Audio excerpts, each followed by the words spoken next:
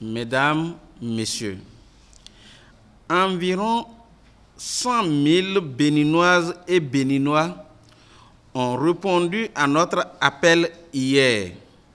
Vieux, jeunes, travailleurs, diplômés sans emploi, artisans, et j'en oublie volontiers, étaient au rendez-vous du stade de l'amitié générale Mathieu Kérékou pour dire, à travers une marche, non à la corruption, non au favoritisme, non à la gouvernance autocratique du président Patrice Talon, non au règne de la terreur, etc., etc.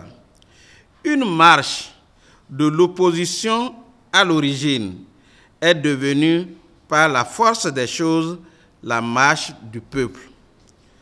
Ce peuple, seul détenteur de la souveraineté, a manifesté sa désapprobation des décisions iniques et illégales du ministère de l'Intérieur, excluant l'opposition des consultations électorales d'avril 2019. Les forces de l'opposition, par ma voix, disent merci à tous ces braves compatriotes qui n'ont ménagé aucun effort pour battre le macadam. C'est l'expression de l'attachement du peuple béninois à sa démocratie dont il a toujours été fier. C'est aussi un signal fort à l'endroit du gouvernement qui, dorénavant, peut se faire une idée de l'opposition populaire à sa politique d'exclusion. Vivement que les positions soient revues et que, comme toujours, le Bénin surprenne le monde avant, pendant et après les élections. Toutefois, nous demandons aux militantes et aux militants de rester mobilisés pour de nouveaux mots d'ordre. Pendant que la marche prenait fin sur la place de l'Étoile rouge, répondait devant la Cour constitutionnelle le PR2 de Maître Adrien Ngbedi suite à son recours formulé pour demander que la justice soit faite après son exclusion des élections législatives par la Sénat. Devant la Cour constitutionnelle, des documents dits confidentiels ont été produits par le PRD.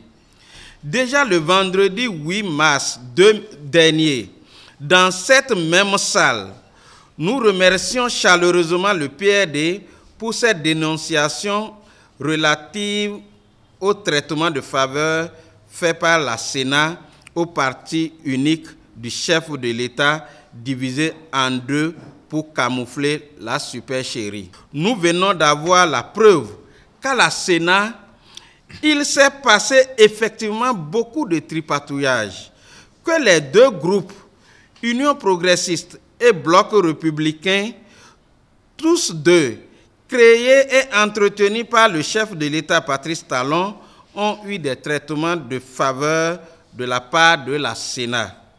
Le 25 février dernier, quand le chef de l'État a reçu au palais de la présidence une délégation de l'opposition, il lui a reproché de prendre tout son temps à critiquer des lois votées et promulguées au lieu de s'occuper de ces dossiers de mise en conformité.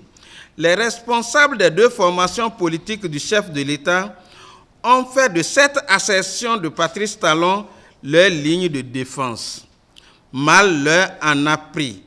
Les révélations du PR2 prouvent à suffisance que les groupes BR et UP n'ont jamais eu de dossier à jour, mais ont profité de traitements de faveur à la limite de la tricherie et de la magouille. À l'étape actuelle des choses, la Cour constitutionnelle a-t-elle besoin de rechercher la provenance des documents de preuves fournis par le PRD ou plutôt l'authenticité des 10 pièces? Les membres de la Sénat ont-ils refuté ces documents? N'ont-ils pas reconnu les signatures au bas des 10 documents? Est-il anodin que la nuit du lundi 4 mars, veille de la délibération de la Sénat, certains membres de l'institution auraient rendu visite au chef de l'État selon les propos du président Candide Azanaï? Chers compatriotes, si seulement pour la validation des listes, la Sénat se compromet à ce point, qu'en sera-t-il quand il s'agira des élections proprement dites, de la collecte des résultats et de la proclamation des grandes tendances? Au vu de tout ce qui précède, la Commission électorale nationale autonome n'est plus crédible pour conduire en toute impartialité le processus électoral dans notre pays.